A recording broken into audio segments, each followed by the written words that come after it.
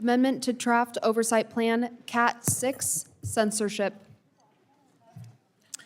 Thank you, Mr. Chair. This amendment allows us to show our commitment to the First Amendment by ensuring that the committee remains just as committed to investigating any instances of censorship by the FCC as it is concerned with finding waste, fraud, and abuse within the federal government, because weaponizing this independent agency against the news media to settle the scores of the president is the epitome of abuse and a threat to First Amendment freedoms of speech and the press. In just over a month, the Trump administration has taken unprecedented steps to use the FCC as a pawn in misguided and partisan attacks on broadcast networks and diversity, equity, and inclusion. Under Chairman Carr's leadership, the FCC has exceeded its authority to undermine press freedom by reviving rightfully dismissed cases against ABC, CBS, and NBC without new evidence, targeting public broadcasters with baseless allegations, threatening to revoke broadcast licenses based on the content of the newscast, launching investigations into local radio stations for daring to report on ICE activity in their local community, threatening an investigation into the business decisions of a private company to support diversity, equity, and inclusion initiatives. These actions are not only an abuse of power, they are an affront to the First Amendment, and they also fall well outside of the FCC's jurisdiction and directly violate the Communications Act, which explicitly prohibits the FCC from censoring broadcast material or interfering with free expression. These censorship efforts will impact local stations and local communities, which are the ones that actually hold the FCC license. And local broadcast stations are critical resources for seniors, veterans, and countless Americans who rely on them in life-saving emergency situations, local news, and community engagement. And any effort to intimidate these entities into doing anything other than reporting the news as they see it is an overreach for the FCC. What's worse, Chairman Carr takes these actions against some of the same entities that President Trump is suing as a private citizen. As we know here in this committee, the FCC isn't in the executive branch.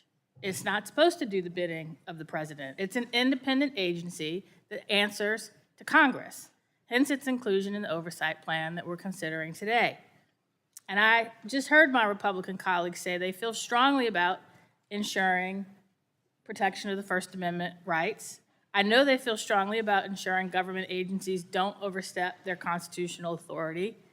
I've heard them in the past lament threats to local broadcasting, rail against government censorship, express outrage over the idea that the federal government could interfere in a private entity's business decisions. Yet, here we have all of the above with the Trump administration and how it approaches the FCC. In Virginia, we have the Declaration of Rights on the wall in the General Assembly, in which it says, freedom of the press is one of the greatest bulwarks of liberty and can never be restrained but by despotic governments. That was written by George Mason. Thomas Jefferson said, our liberty depends on the freedom of the press, and that cannot be limited without being lost. Essentially, our founding fathers thought that a free press acts as a vital safeguard against government overreach and is crucial for an informed citizenry in a democracy. So this amendment will affirm that commitment by explicitly stating that this committee will vigorously investigate any instance in which the FCC, any of its officers, employees, or agents engage in or facilitate censorship. That includes any attempt to directly or indirectly influence, suppress, or alter the content or expressive conduct of private entities in the way that violates the Constitution. And so I urge my colleagues to support one of the core tenets of our democracy, a fundamental liberty enshrined in the Constitution as the First Amendment, the right to free speech and the right to free press. I urge support for this amendment so that we know there will be no weaponization of a federal agency regulating broadcast entities being weaponized to control or suppress speech. Thank you. I yield back. The gentlelady yields. The chair recognizes the gentleman from North Carolina, Mr. Hudson. I thank the chair, and I have to tell you, it's invigorating, this new emphasis on oversight. And I'm just glad we've got this enthusiasm on both sides of the aisle.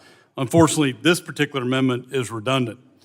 This oversight plan maintains this committee's oversight over the FCC, which is the primary regulator for the broadcast industry. Energy and Commerce Republicans support the First Amendment. The spirit of democracy requires that Americans should be able to express their opinions freely, and the First Amendment allows them to do so. We fundamentally disagree with censorship of views with which we disagree, or alternatively, with dismissing such views as misinformation. It's especially concerning when you consider who gets to be the authority determining what constitutes misinformation. Unfortunately, the Biden administration had a terrifying record of coercing big tech companies to silence conservative voices or remove so-called misinformation, which was mostly just content they didn't like. For example, the last administration coerced big tech platforms to label all content suggesting that COVID-19 potentially originated in a lab and subsequently leaked as misinformation and suppressed such posts. Many federal agencies now believe this theory is at least plausible. But for the intervening months, such discourse was not permitted on any social media platforms.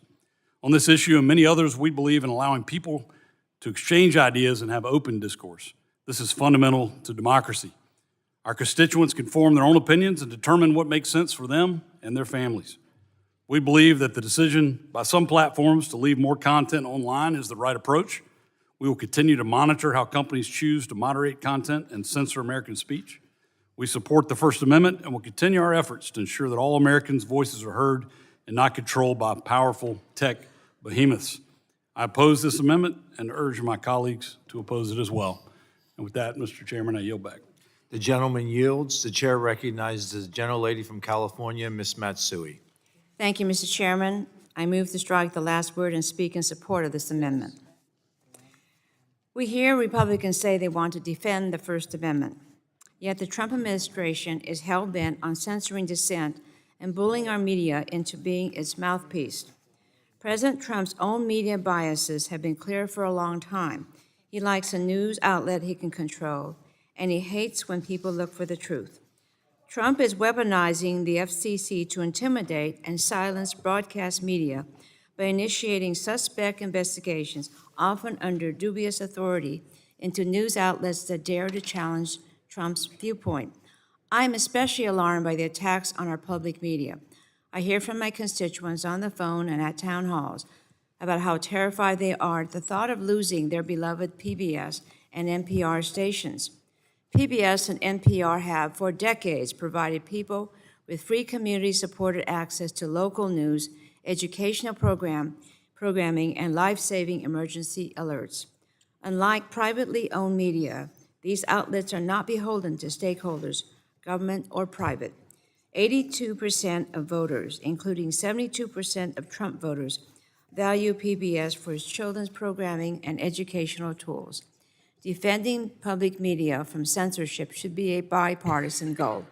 We cannot allow Trump's FCC to run roughshod over the First Amendment and bully our media with baseless attacks. With that, I yield the balance of my time. The gentlelady yields. The chair recognizes the gentleman from Texas, Mr. Pfluger. Thank you, Mr. Chairman. I want to ask Ms. McClellan a question. I think this is very interesting, and I think this is going to be a bipartisan thing that this committee does, is try to get it right when it comes to censoring and just how the tech companies and social media companies come in. So what I wanted to specifically ask is, last year, would this amendment have supported, and would you have led efforts on an investigation into ABC, the 60 Minutes interview? Mr. Chair, I would answer that what this amendment focuses on is the FCC's effort to bully and intimidate the press. What this is getting at is looking, the FCC can investigate whatever it wants. Sure, and they will. I'm not finished. Well, this is my time. Okay, fine. You asked me a question, do you want the answer? Would you support that kind of an investigation from this oversight committee into the ABC's 60 Minutes interview?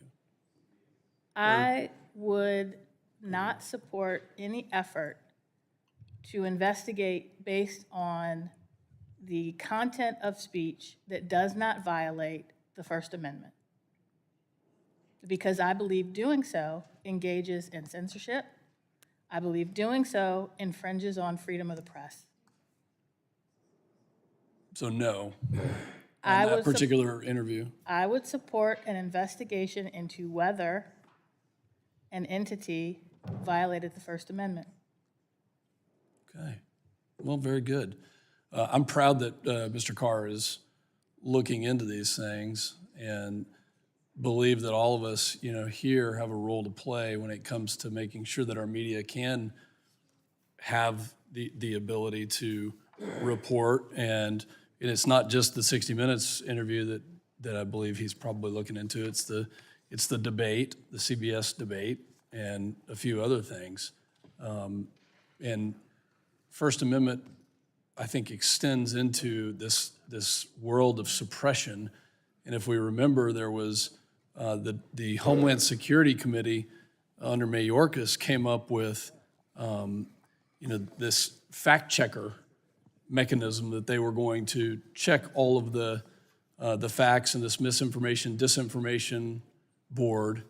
And I'm interested to know your thoughts on that as well, on Mayorkas' proposal for a disinformation board.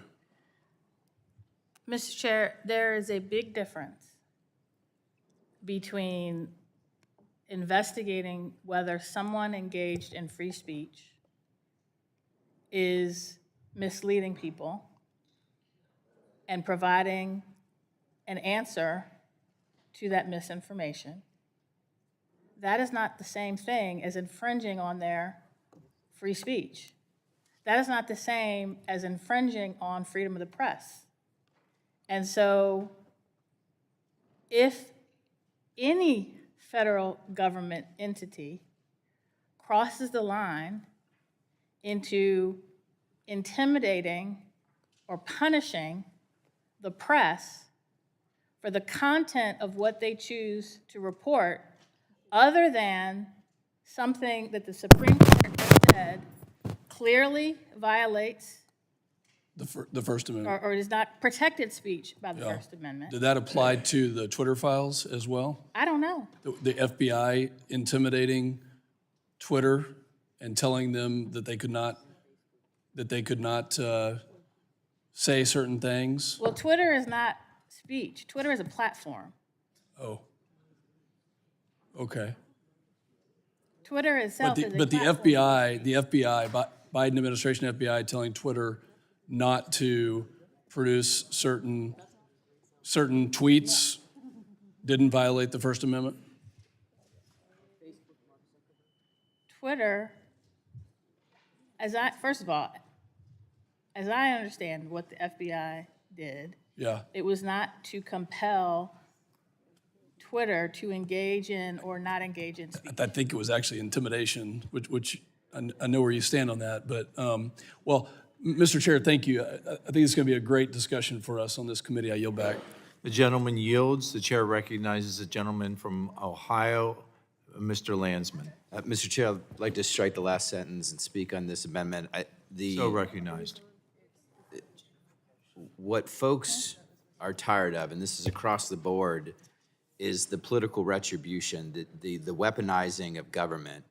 And what Ms. McClellan's amendment does is to say that this committee is going to provide strong oversight as it relates to any attempt to continue this weaponization of government against political enemies. The political retribution in American politics has to end.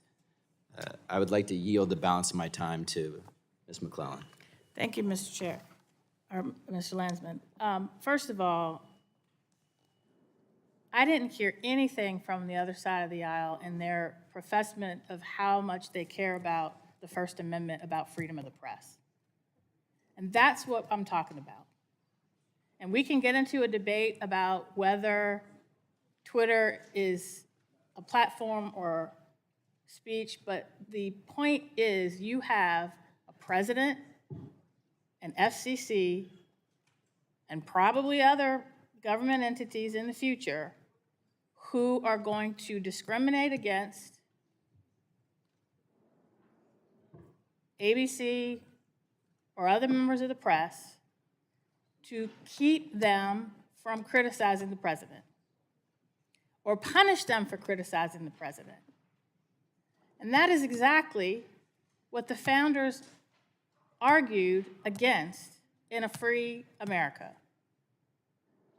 What the purpose of freedom of speech is, you can criticize your government.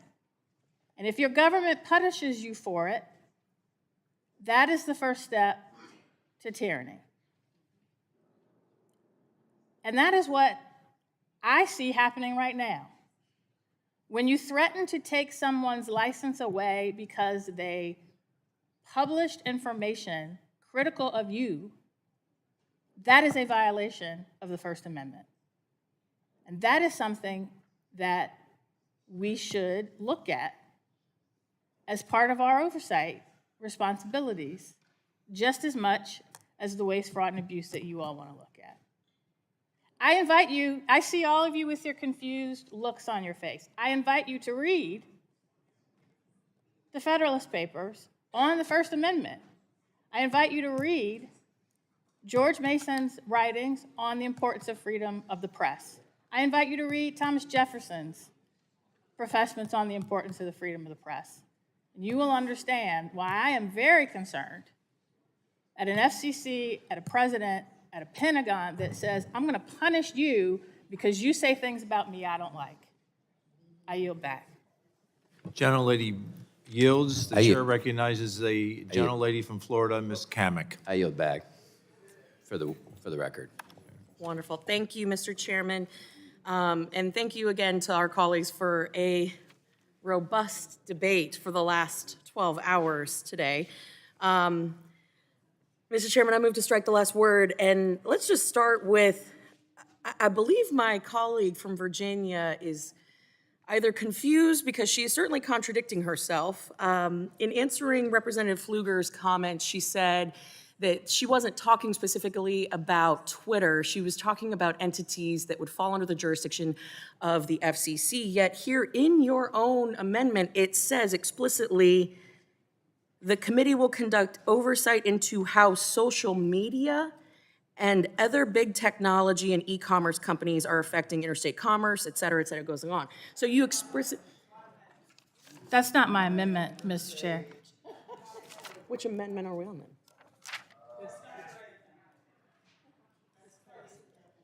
Oh, you guys just have given us so much. You've given us, oh, you're good, okay. Well, since we're on this then, let's just talk about the equal time rule. So getting into the equal time rule, which, by the way, I really do look forward to this conversation. And for the record, for all the talk about democracy, we do not have a democracy. We have a constitutional republic. If we could just recognize that, that would be lovely. But you're talking about FCC and not one mention within the FCC and your amendment, Representative, about equal time rule, which requires that political candidates be provided equal opportunities to use broadcast stations. In other words, if one candidate for office is given access to a broadcast station, an equal opportunity must be provided to other candidates for that office. Yet we've seen where that has been violated for the last 4 years, yet eerily silent from the other side.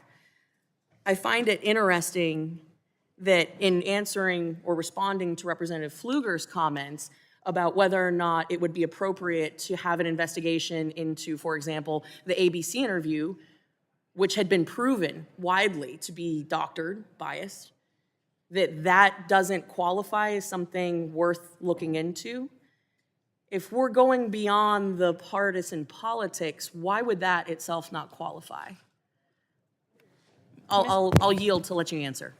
Mr. Chair, what I said was I would not support an investigation into an entity that went beyond whether or not it violated a law or the Constitution. That's what I said. I know we've been here a long time. I know folks are only halfway listening. But what my amendment says, there's a difference between what the committee will investigate and what investigation I would personally want the committee to do if I were in the majority. I'm not in the majority. You asked if I would support an investigation, and I gave you my personal answer as a member of the minority. The committee can do that. That falls within my amendment. But I'm putting forth this amendment because what I see happening right now is the same thing that we see in authoritarian dictatorships, is the same thing that we saw King George do to colonists, and that is if a member of the press has the temerity to disagree with the president, to criticize the president, or say something he does not like, he threatens to take their license away, or the FCC threatens action to punish them. And if we continue seeing that and it gets worse, then yes, I think this committee should do something about it. I yield back. The gentlelady yields. Mr. Chairman. That's fine. You want it? That's fine. I appreciate the response. However, I, again, go back to, we've just witnessed 4 years of weaponization of every single federal agency, including the explosive practice of switchboarding, in which we saw federal agencies, including the Biden FCC, put incredible pressure on private entities to comply with wholly unconstitutional, blatant violations of the First Amendment, and you had nothing to say about it. So, Chair, no, I do not yield. Okay. So, the hypocrisy, once again, is shining bright and clear. The American people have absolutely spoken out loud and clear. They are sick and tired of the weaponization of government. This committee is serious about the oversight capabilities that we have and we will exercise. The gentlelady's time has expired. Mr. Chairman, I yield. The chair recognizes the gentlelady from Massachusetts, Ms. Trahan. I move to strike the last word. I'm not sure if in oversight, the subcommittee chose to bring a hearing for what you just described as weaponization of every single agency by the Biden administration. But do I need to remind you all that you're in the majority? You could have done that. You could have actually called that hearing. We can't do it. I wish we could. We will soon. I yield my time to the gentlelady from Virginia. Yeah, Mr. Chair, actually, Ms. Trahan made my point, but I want to reiterate it. For the last 2 years, you were in the majority and could have had whatever oversight hearing you wanted. I wasn't here before 2023, so I can't speak to what happened, whether or why it did. But here's what I did do. I sat in the rotunda and heard the President of the United States say there will be no more weaponization of federal government agencies. Was that a lie? What I have noticed in my short time in Congress is many of the accusations made by Republicans are confessions. And so what I see happening is a president and his whatever Elon Musk is moving to take control of as much of the federal government as they can, moving to take control of our military leadership, moving to take control of the press in whatever form that it is, so that they can push out their propaganda, so that they can quash dissent. And that is authoritarian, leading to dictatorship. That is exactly what George Mason warned against when he wrote the Virginia Declaration of Rights, which I quoted earlier today. And I'm here to say, I'm not going to stay quiet about it. I yield back. I yield my time to the gentlelady from New York. Thank you. You know, just because we say things or a person says something doesn't mean that it's true. And I've heard a lot of things about weaponization of every agency, even the example on FBI and the Twitter files. I served as the vice-ranking member for the Oversight Committee the entire last term. And all of these examples that are being provided went through the Oversight Committee investigation, and it was nothing burger after nothing burger, led by James Comer, whiffing week after week on this stuff. This idea that the FBI, I know they say things, but we actually went through. It would be concerning, wouldn't it? It would be concerning. These examples, genuinely, please, because after a year, James Comer could not procure a single example of the FBI forcing Twitter's action. In fact, Twitter's own lawyers said in court, in their own testimony, as a company that was alleged, that people are alleging was so-called force, their own lawyers said that they were never coerced or made by the FBI to do anything at all, in court, in front of a judge. And so, I mean, when we talk about the First Amendment, I'm curious as to what my colleagues feel about this administration having their own acting directors of Immigration and Customs Enforcement, for example, going on Fox News, threatening sitting members of Congress, myself, opening a Department of Justice investigation because I shared people's constitutional rights with my constituents. Where's the free speech verdict on that? I'm gonna get locked up for it? If y'all do it, you better throw away the key, I'll tell you that much. But genuinely, this idea that the majority Republicans are the bastions of free speech, eliminating the White House press corps today and their independence, and the President of the United States saying, I'm only gonna pick the journalists that cover me, or whatever Twitter accounts that they favor the most now. I mean, let's dispense with this, folks. This is enough. Thank you. I yield back.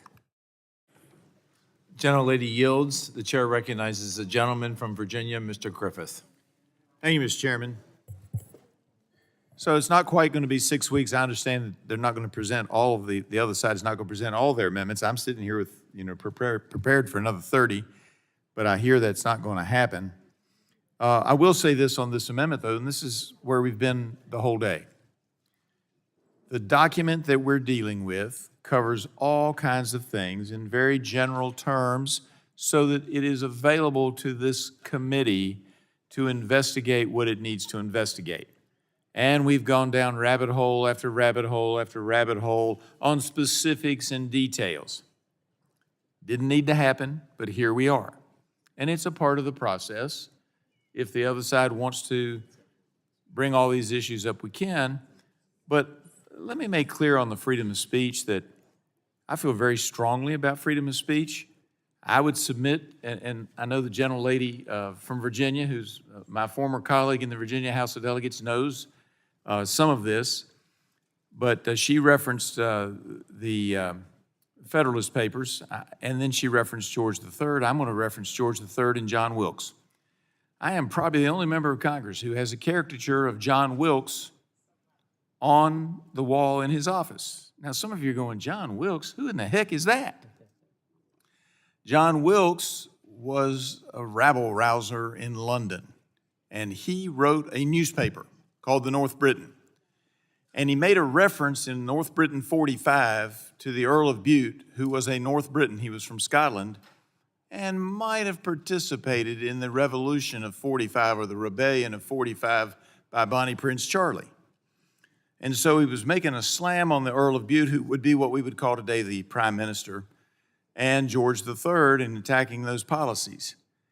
He would later be arrested or attempted to be arrested, and the courts determined that because he was a member of Parliament at the time that he was writing these salacious things about the king and the Earl of Bute, he could not be prosecuted. He was in touch with the Sons of Liberty and thus is the basis of the freedom of speech. And I could get into general warrants, but that's not the subject of this amendment. But he was also the basis. The Wilkesite Rebellion of the 1760s was also the basis for our prohibition against general warrants, him and Mr. Otis. So just so that everybody knows, both sides of the aisle care about this issue. We just think that the document we currently have would allow us to have plenty of debate on this in our various subcommittees without us having to have been here for 12 or 13 hours. I yield back.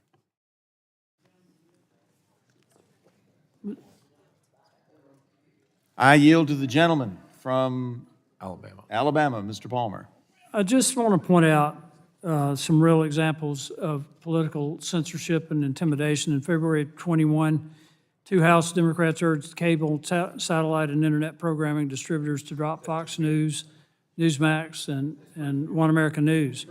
In April of 21, the Biden administration met with Twitter to advocate that conservative users be shut down.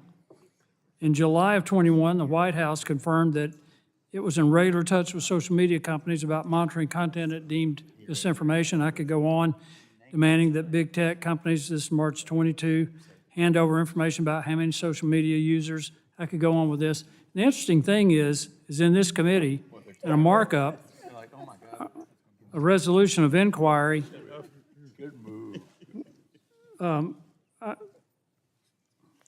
A resolution of inquiry was marked up in the Energy Commerce Committee. It was introduced by my friend Buddy Carter that would have forced the FCC to disclose any documents that detail politically motivated censorship, whether it was deplatforming, other examples of censorship, and every Democrat on this committee voted against it. Every one of you voted against it. It's just interesting to me that all of a sudden now you're concerned about political censorship. I yield back. I yield back. Gentleman yields. Is there any additional discussion on the amendment? If there is no further discussion, the ranking member is requesting a roll call. Will the clerk please call the roll? Mr. Latta. Mr. Latta votes no. Mr. Griffith. Mr. Griffith votes no. Mr. Bilirakis. Mr. Bilirakis votes no. Mr. Hudson. No. Mr. Hudson votes no. Mr. Carter of Georgia. Mr. Carter of Georgia votes no. Mr. Palmer. Mr. Palmer votes no. Mr. Dunn. Mr. Dunn.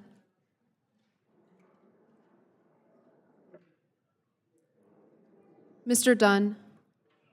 Mr. Dunn votes no. Mr. Crenshaw. Mr. Joyce. Mr. Joyce votes no. Mr. Weber. Mr. Weber votes no. Mr. Allen. Mr. Allen votes no. Mr. Balderson. Mr. Balderson votes no. Mr. Fulcher.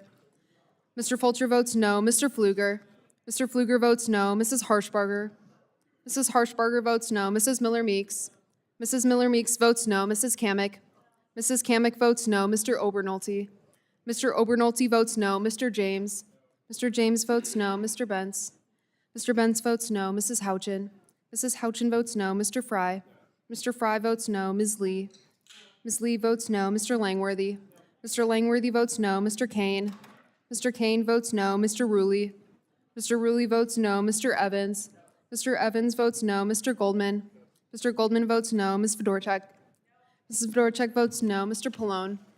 Mr. Pallone votes aye. Ms. DeGette. Ms. Schakowsky. Ms. Schakowsky. Ms. Schakowsky votes aye. Ms. Matsui. Ms. Matsui votes aye. Ms. Castor. Ms. Castor votes aye. Mr. Tonko. Mr. Tonko votes aye. Ms. Clark. Ms. Clark votes aye. Mr. Ruiz. Mr. Ruiz votes aye. Mr. Peters. Mrs. Dingle. Mr. Vesey. Mr. Vesey votes aye. Ms. Kelly. Ms. Kelly votes aye. Ms. Barragan. Ms. Barragan votes aye. Mr. Soto. Mr. Soto votes aye. Ms. Schreier. Ms. Schreier votes aye. Ms. Trahan. Ms. Trahan votes aye. Ms. Fletcher. Ms. Fletcher votes aye. Ms. Ocasio-Cortez. Ms. Ocasio-Cortez votes aye. Mr. Auchincloss. Mr. Auchincloss votes aye. Mr. Carter of Louisiana. Mr. Carter of Louisiana votes aye. Mr. Menendez. Mr. Menendez votes aye. Mr. Mullen. Mr. Landsman.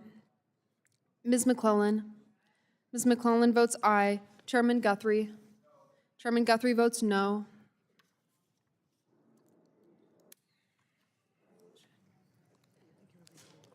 Has everyone been recorded? Does anyone seek recognition? The clerk will report the result.